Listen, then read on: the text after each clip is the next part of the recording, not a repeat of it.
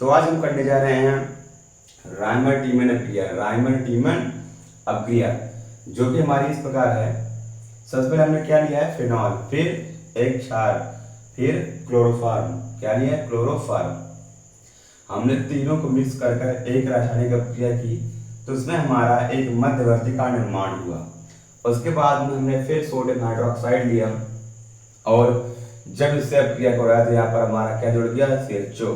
फिर हमने एक अम्ल लिया, अम्ल से जब हमने यहाँ पर रासायनिक अभिक्रिया करवाई, तो यहाँ पर हमको क्या देखने को मिला, सैलिसल्डिहाइड। क्या देखने को मिला, सैलिसल्डिहाइड। देखो बच्चों, अगर इसको रटोगे तो हम इस प्रकार कुछ ऐसे कर सकते हैं, लेकिन अगर हमको समझना है कि रिएक्शन ये किस प्रकार हुआ, तो इसको हम इस प्रकार समझ सकते हैं, इसकी मैकेनिज्म से।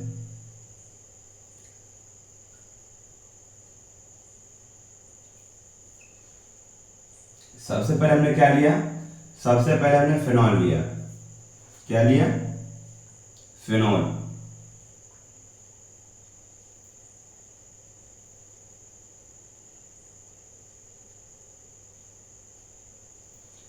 फिर एक क्षार लेंगे। अब यहां पर देखेंगे, फिनॉल अपना मस्त से काम कर रहा था, लेकिन सोडियम हाइड्रोक्साइड क्या एक क्षार है। फिर यहाँ हम जानते हैं कि सोडियम Na+ और ये OH- में क्या होता है, अपवर्टित होता है। जैसे OH- में टूटेगा, फिर इस हाइड्रोजन को परेशान करेगा, कहेगा हमको H+ दो, तो ये क्या करेगा, H+ इसको देगा, और ये वाला बॉन्ड शिफ्ट करा देगा इस ऑक्सीजन के ऊपर। जैसे शिफ्ट कराएगा इस ऑक्सीजन के ऊपर, क्या आएगा, माइनस का चार्ज आएगा, ऐसे। और उसके बाद में ये H+ और OH- आपस में जुड़कर क्या बनाएंगे, ये पानी का निर्माण करेंगे। और यहाँ पर Na+ अभी वैसे ही बचा है, इसका उपयोग बाद में करेंगे। अब ये हमारी स्टेज मिली। पहले हमने जो सोडियम हाइड्रोक्साइड से रिएक्शन कराया था, हमको ये इस जैसी हमको स्टेज प्राप्त हुई, तो इसको बोलते हैं हम फेनॉक्साइड आयन। क्या बोलते हैं, फेनॉक्साइड आयन बोलते हैं। अब यहाँ पर जो माइनस है, ये यहाँ पर आ जाएगा, और यहाँ पर डबल बॉन्ड का फॉर्मेशन होगा, जिससे इस कार्बन की वैलेंसी क्या होगी, बढ़ जाएगी। तो कार्बन क्या करेगा, अपनी वैलेंसी को, क्योंकि वो 5 तो होगा नहीं, तो ये वाला बॉन्ड शिफ्ट करा देगा इस कार्बन के ऊपर। तो यहाँ पर हमको जो मिलेगा देखने के लिए, वो कुछ इस जैसी संरचना देखने को मिलेगी। इसको यहीं तक छोड़ देते हैं। अब हम चलते हैं सेकंड केस पर। सेकंड केस में क्या होगा, क्लोरोफॉर्म आएगा, और क्षार जो है इसको भी परेशान करेगा। क्षार क्या करेगा, इसको भी परेशान करेगा। अब यहाँ पर जो क्लोरीन है, इस कार्बन से इलेक्ट्रॉन खींच रहा है, तो इस पे क्या आएगा, इस पे आएगा डेल्टा पॉजिटिव। क्या आएगा, डेल्टा पॉजिटिव। और ये कार्बन क्या करेगा, फिर इस हाइड्रोजन से इलेक्ट्रॉन खींचना चालू करेगा। तो ये हाइड्रोजन क्या करेगा, ये तो इलेक्ट्रॉन ले ही रहा है, तो पूरा ले ले, तो ये पूरा इसको दे देगा। आएगा समझ में। तो इस पे आएगा क्या, माइनस, क्योंकि ले रहा है इसलिए क्या आएगा, इस पे माइनस। और ये H+ के रूप में निकल जाएगा पानी के, इसके OH के साथ में, और बनाएगा यहाँ पर पानी।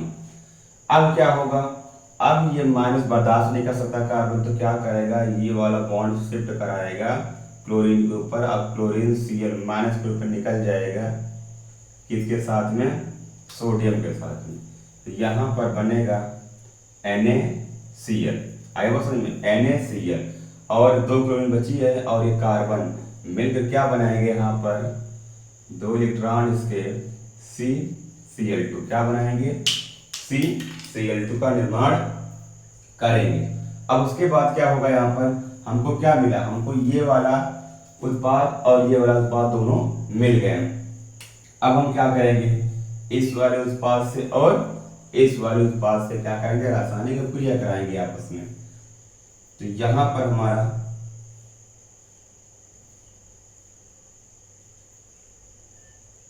माइनस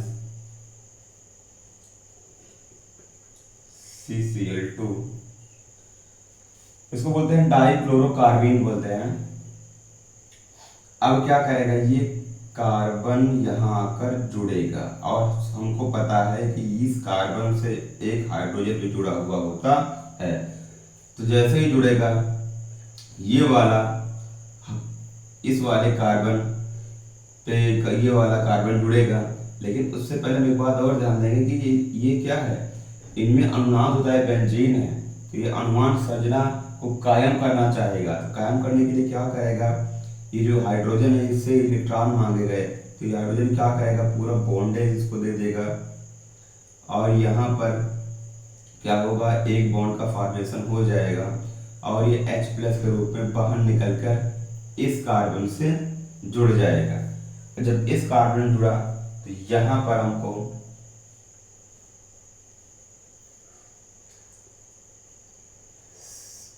HCl कुछ इस तरह से हमको देखने को मिलेगा।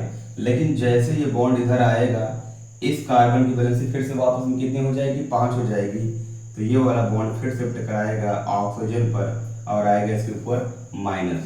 तो यहाँ पर बॉन्ड का फॉर्मेशन हो गया, ये वाला इससे, क्योंकि हाइड्रोजन ने पूरा बॉन्ड यहाँ पर दे दिया और ये वाला बॉन्ड शिफ्ट कर गया ऑक्सीजन के ऊपर।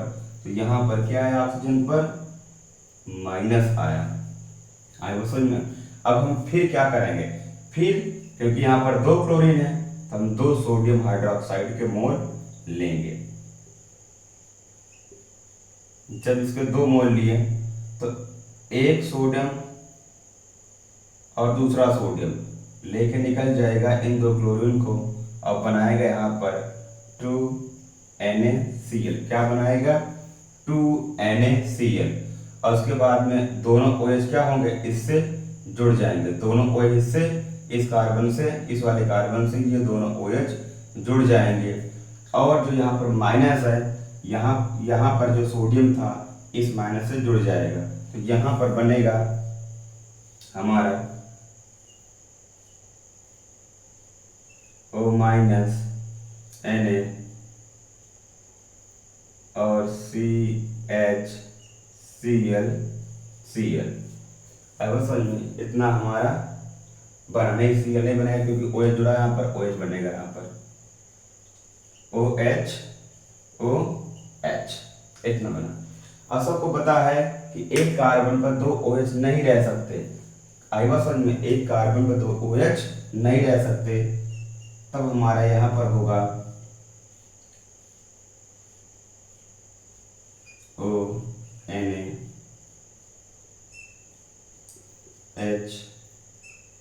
अब देखो यहाँ पर ये OH माइनस और H प्लस, OH माइनस और H प्लस ये आपस में जुड़कर क्या बनाएंगे, ये आपस में जुड़कर जिसका निर्माण करेंगे वो होगा हमारा पानी। क्या होगा, पानी। और यहाँ पर ये H प्लस निकल गया ऑक्सीजन साथ में, यहाँ पर OH माइनस बना, पर क्या, पानी बना। और यहाँ पर आएगा माइनस, माइनस क्या करेगा, इस कार्बन से जुड़ जाएगा तो बनेगा CHO। क्या बनेगा, CHO। तो यहाँ पर निर्माण होगा CHO का। किसका निर्माण होगा, CHO का। फिर हम क्या करेंगे, एक एसिड लेंगे, जैसे वहां पर हमने लिया था HCl ले रहे हैं। अब क्या होगा, ये Na और Cl बन जाएगा हमारा NaCl और हाइड्रोजन जुड़ जाएगा ऑक्सीजन से और निर्माण होगा हमारा सैलिसल्डिहाइड का। किसका निर्माण होगा, सैलिसल्डिहाइड का।